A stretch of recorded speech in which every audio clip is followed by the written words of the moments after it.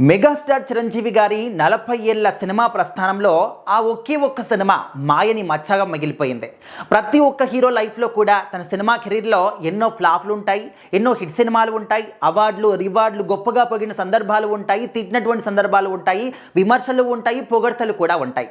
అయితే చిరంజీవి గారి సినిమా ప్రస్థానంలో 4 దశాబ్దాలుగా తిరుగులేని హీరోగా ఇప్పటికి కూడా 70 ఏళ్ల వయసులో కూడా ఆయన యంగ్ హీరోలతో పాటు వాళ్ళతో సమానంగా సినిమాలు తీస్తూ వాళ్ళతో సమానంగా ప్రేక్షకులందరినీ కూడా ఇంకా అలరిస్తున్నారంటే ఆయన లోపల ఎంత పట్టుదల ఉంది, ఎంత కృషి ఉంది, అదేవిధంగా సమాజం పట్ల కావచ్చు, సినిమా ప్రేక్షకుల పట్ల కావచ్చు, ఎంత రెస్పాన్సిబిలిటీగా ఆయన వ్యవహరిస్తున్నారో మనం అర్థం చేసుకోవచ్చు.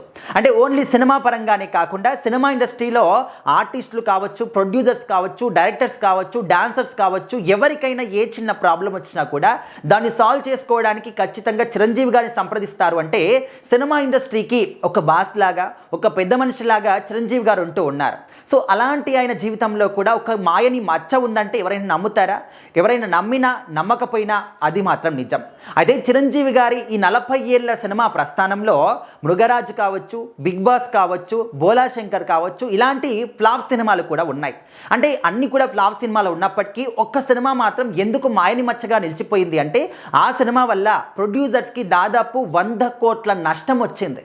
సో ఆ నష్టాన్ని చూడలేక, వాళ్ళ బాధను చూడలేక చిరంజీవి గారు ఏంటంటే తన తీసుకున్నటువంటి రెమ్యునరేషన్లో 80% పైగా వాళ్ళకి ఇచ్చేయడం జరిగింది. అయినప్పటికీ కూడా వాళ్ళ యొక్క బాధ తీరుతుందా అంటే తీరకపోవచ్చు, కానీ కొంత అయినా కూడా తగ్గించిన వాళ్ళం అవుతాము అని చెప్పేసి గొప్ప మనసుని చిరంజీవి గారు చాటుకోవడం జరిగింది. అయితే ఆ సినిమా ఏదో కాదు, ఆచార్య సినిమా.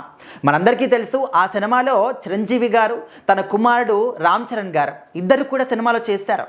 అయితే తండ్రి కొడుకులు ఇద్దరు కూడా ఒకే స్క్రీన్ పైన కనిపిస్తున్నారు, ఒకే సినిమాలో స్క్రీన్ షేర్ చేసుకున్నారు. ఈ సినిమా చాలా అద్భుతంగా ఉండబోతుంది, గొప్ప విజయాన్ని సాధిస్తుంది అని చెప్పేసి ప్రేక్షకులందరూ కూడా ఎంతో ఆతృతగా సినిమా కోసం ఎదురు చూశారు.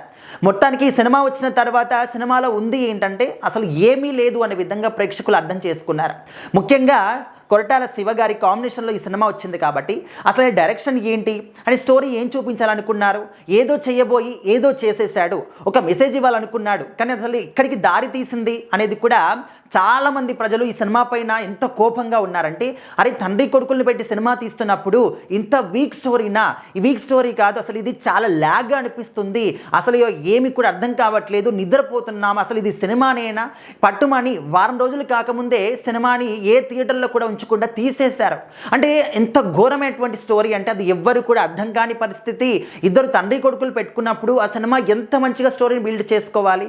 సో ఆ విధంగా సినిమా మాత్రం ఘోరంగా కాదు, ఘోరమైనటువంటి పరాజయం పాలైపోయింది. ఇప్పటి వరకు కూడా అంటే వీళ్ళిద్దరి కెరీర్లో ఎన్నో ఫ్లాప్ సినిమాలు ఉన్నాయి, ఎన్నో హిట్ సినిమాలు ఉన్నాయి. అయినప్పటికీ కూడా ఇద్దరి కెరీర్లో కూడా ఆచార్య సినిమా అంతా మాయని మచ్చలాగా ఇంకా ఏ సినిమా కూడా లేదు. అంత ఘోరమైనటువంటి డిజాస్టర్ అయింది సినిమా అని చెప్పేసి 100 కోట్ల భారీ నష్టం మూటగట్టుకున్నారు ఈ సినిమా కంటే. అంటే 140 కోట్లు పెట్టి సినిమాని తెరకెక్కించారు, చాలా ప్రతిష్టాత్మకంగా తెరకెక్కించారు. ఇద్దరు హీరోల్ని పెట్టేసి, అది కూడా మెగా ఫ్యామిలీ హీరోల్ని, అది కూడా తండ్రి కొడుకుల్ని. మరి అందులో 40 కోట్లు మాత్రమే రికవరీ అయింది, 100 కోట్లకు పైగా నష్టం వచ్చిందంటే మామూలు విషయం కాదు. సగం పైగా కూడా అమౌంట్ రాలేదు అంటే సో ప్రొడ్యూసర్స్కి కావచ్చు, ఎగ్జిబిటర్లు కావచ్చు, ఈ సినిమా గురించి ఎంత బాధపడ్డారు అనేది అప్పట్లో మనము మీడియా వేదికగా కూడా చూసాం. సో ఆ విధంగా మెగాస్టార్ చిరంజీవి గారు కావచ్చు, మిగతా ఏ హీరోలైనా కావచ్చు, వాళ్ళ కెరీర్లో ఎన్నో గొప్ప సినిమాలు తీస్తారు, గొప్పగా విజయాలు సాధించే సినిమాలు ఉన్నాయి, ఫ్లాప్ అయిన సినిమాలు కూడా ఉన్నాయి. కానీ ఓకే, చిరంజీవి గారి విషయంలో మాత్రం ఈ 40 ఏళ్ల సినిమా ప్రస్థానంలో ఎన్ని గొప్ప సినిమాలు తీసినప్పటికీ, ఫ్లాప్ సినిమాలు ఉన్నప్పటికీ కూడా ఈ యొక్క ఆచార్య సినిమా అంత డిజాస్టర్ సినిమా, ఒక మాయని మచ్చ ఆయనకి మాత్రం ఇంకా ఎప్పుడు కూడా రాదు. ఇలాంటి సినిమాలు ఇంకా ఎవరికి కూడా రాకూడదు అని చెప్పేసి సినిమా ప్రేమికులు కోరుకుంటున్నారు.